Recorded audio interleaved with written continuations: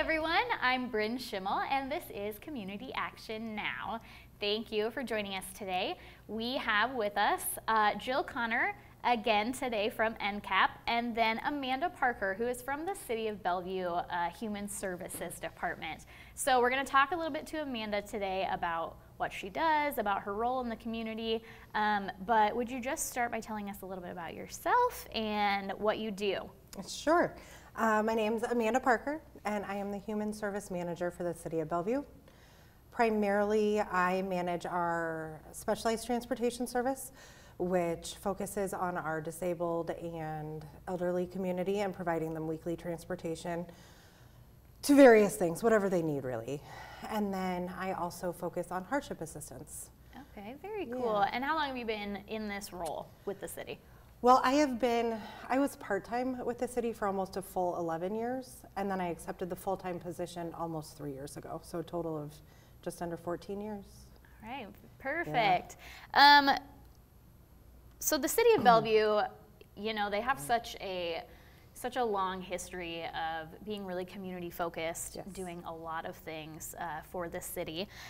So when we think about Sarpy County Holiday Assistance, which is coming up, which we're going to talk a lot about today, what all has the city been doing to help with holiday assistance all of these years? What are some of the things that you've done over the years to be involved with this event? Well, the city has been, involved with the Holiday Assistance Program it's been well over 30 years. We have so many collaborators, and we always talk about how long this program's been going on, and no one can pinpoint a time because there's always been somebody before them that's done it. So it's hard to tell how many years this has been going on, but the city's been involved for well over 30 years. And like I said, it is a collaboration, so each year a different agency or nonprofit or faith-based group kind of takes the reins and kind of leads the program. But everything's really delegated between toy drives or all the social media stuff that ENCAP does and making flyers. Yeah. So it's really a group effort. Awesome. We are definitely going to talk about the toy drives. But before we do that, let's take it over to Jill and have her introduce herself and tell us how long you've been with ENCAP, what you do. Sure. My name is Jill Connor. I am the Communications and Development Manager for ENCAP. I've been here about 4 years. I've been in the Community Action Network for about 14 years. My primary role is I get to do a little bit of everything, actually. It's writing grants, community outreach, digital communication through our website and social media, and then really getting out into the community and forming partnerships to try to see where we can meet up with partners on new initiatives. Let's talk a little bit about then the people that we are partnering with this year for holiday assistance. I feel personally like there are a ton of things going on. A lot of people that we get to partner with this year for toy drives and such. So related to toy drives alone, we have a large list of participants throughout the Sarpy County area, which has been so amazing because we can't do this work alone, and it's definitely a group effort. And I love this event because there are so many partners that come together one day so that families can come in and shop for their families for Christmas. So related to eligibility, it's any family in the community who might be seeking holiday assistance that has a child in the home under the age of 16. So all the things that we have going on, we've got toys, we have socks and pajamas and all kinds of things that are available for families to shop. And then at the end of the event, we have some wonderful volunteers who come through and actually wrap the gifts for all of the families so that, and then go outside and help them load them up. It's a really fun community event. So far this year, the groups that have come together to run some toy drives, we've got the Papillion Landing Center, the Bellevue Physical Therapy Center, Sarpy County Human Services always hosts a huge drive every year. Texas Roadhouse at Shadow Lake is doing a one-day event.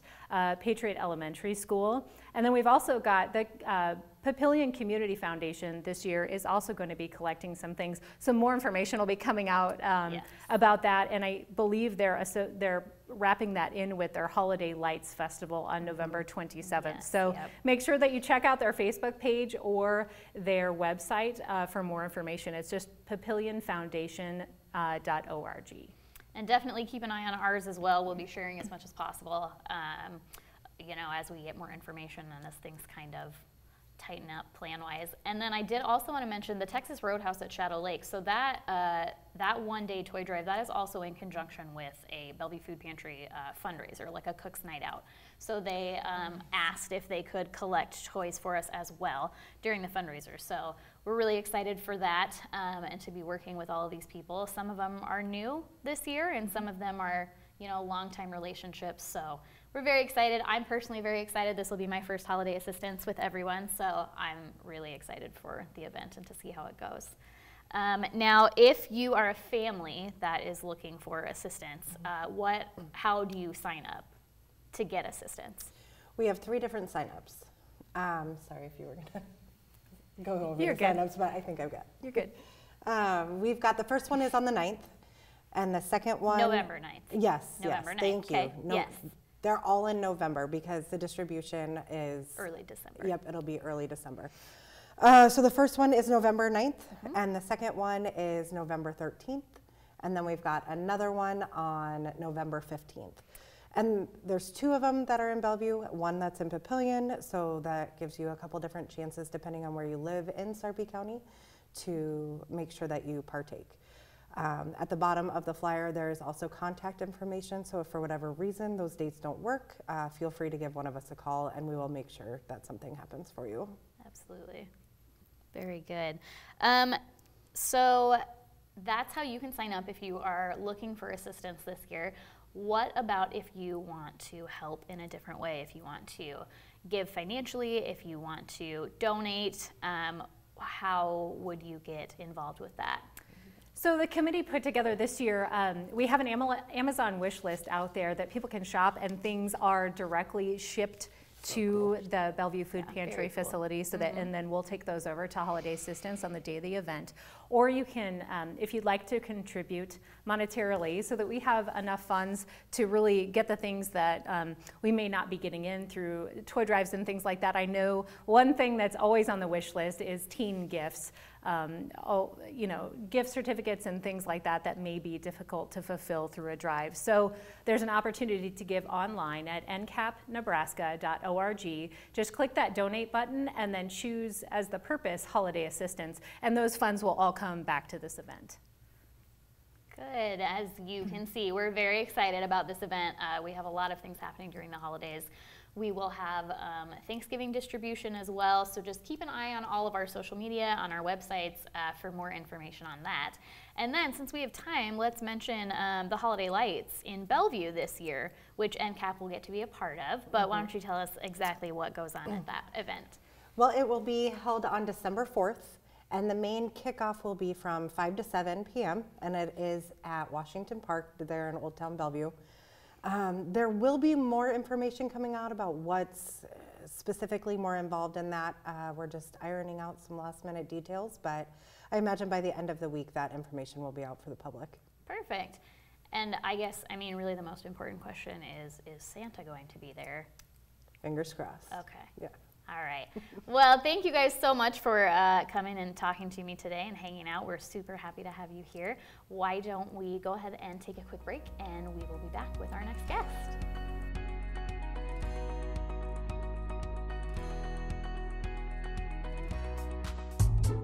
Where can you watch KPAO Community Television? You know, the channel with all of the local shows.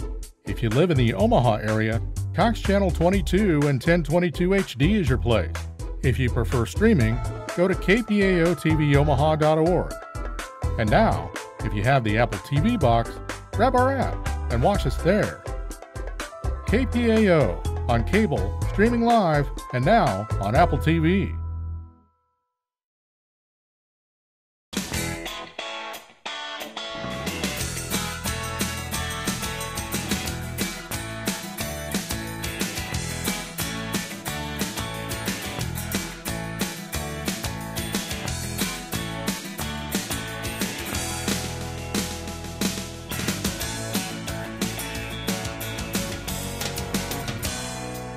KPAO Community Television, handmade in Omaha since 2013.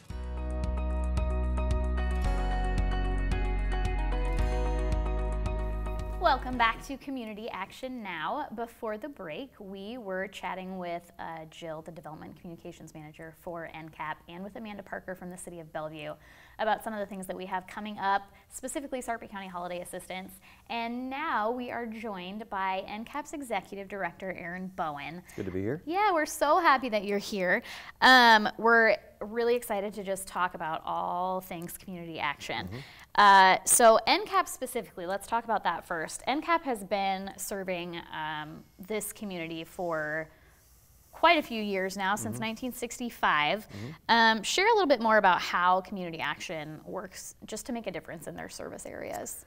So there are a few major principles that we follow. You know, our goal is to be responsive, number one. So everything that we do is based on a pretty comprehensive needs assessment, so we know what resources are available in Douglas and Sarpy County, what community needs are there, and then we decide, we have kind of a menu of choices that all community action agencies choose from to say, what are the outcomes or the changes we're going to achieve in our community? And so we're constantly looking at things at a few different levels. At the family level, you know, how we're going to help them stabilize and build economic security. At the community level, so how can our communities be healthy and offer opportunity? And then really looking at the agency level as well, how do we increase our capacity to achieve results? Because as with every nonprofit, we have limited funding, limited staff, so how do we maximize what we do? And then ultimately we have a responsibility to the community to really transform the community and help create opportunities and engage the people that we serve, which is one of the primary tenets of community action, is to involve the people we serve, so it's not just doing things for people or to people. We really do things with the community and designing our programs and services and evaluating what we do. Yeah. And ENCAP serves Sarpy and Douglas County. There are several other agencies throughout the state of Nebraska. And then as well, I think Jill mentioned the last time, community action agencies in the country cover about 96, 94% of the counties in the country. We're usually pretty jealous of the community action agencies in Hawaii and Puerto Rico, but we love being here in Nebraska. We're one of 9 agencies in Nebraska, so each one of us has a designated service area. So ours, of course, is Douglas and Sarpy County. Jill and I both spent a number of years, about a decade, at the one in Lincoln, serving Lancaster and Saunders. But we really have to balance. Nebraska is we live and work in the most urban area, but we still have rural areas. So we have a constant balance of how do we spread ourselves out without spreading ourselves too thin to make sure that we meet the needs of communities like Valley or Bellevue or Springfield while still focusing on where we're at in North Omaha, South Omaha, et cetera. So it's a constant kind of balance and renegotiation of where we put our people and our resources to have the biggest impact. Yeah. And how has it been the last year and a half, 2 years now as a nonprofit kind of navigating through the pandemic?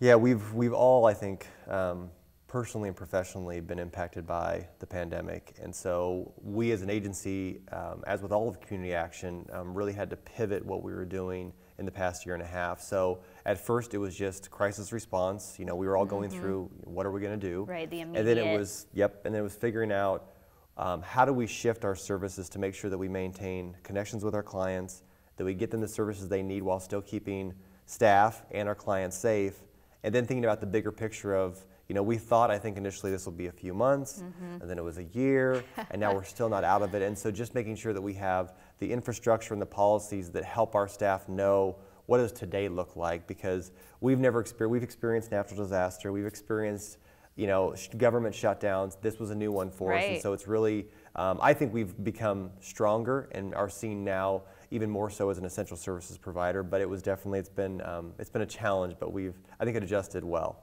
So, what would you say are some of the greatest accomplishments of the agency throughout the last year or so with the pandemic? I think surviving, number one, is what we've done with giving each other grace and with good humor. I think internally, pivoting our staff to working remotely and helping them balance. We all have pets and kids and stuff at home that we've had to figure out how to work remotely and still get the work done. Yes. How to be closed to the agency in some cases, but with the Bellevue Food Pantry, remaining open and still getting people the food they need. And so I think major accomplishments, I would say, we distributed last year close to $440,000 in emergency rent and utility assistance. So that came from 2 portions. So we received some CARES Act funding because we're a community action agency.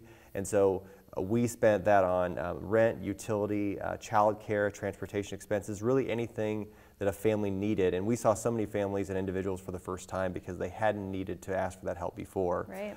And then the metro area of Continuum of Care for the Homeless really has done a remarkable job in distributing funds to agencies like ours so we can prevent eviction ultimately and keep people housed. And so I can't say enough about our support services team, which is that team that gets that initial crisis call and figures out, okay, what information do we need to collect and what's the assistance we're going to offer that helps this family at least put a cork in that leak so they can try to start building stability, because ultimately our goal is to connect with them and build that relationship and stay with them and not just do one-time assistance. Right. But in the past year and a half, we've done anything we can just to get them, let's keep the kids in school, let's keep them safe, let's keep them fed, let's keep them housed. Yeah, so, absolutely.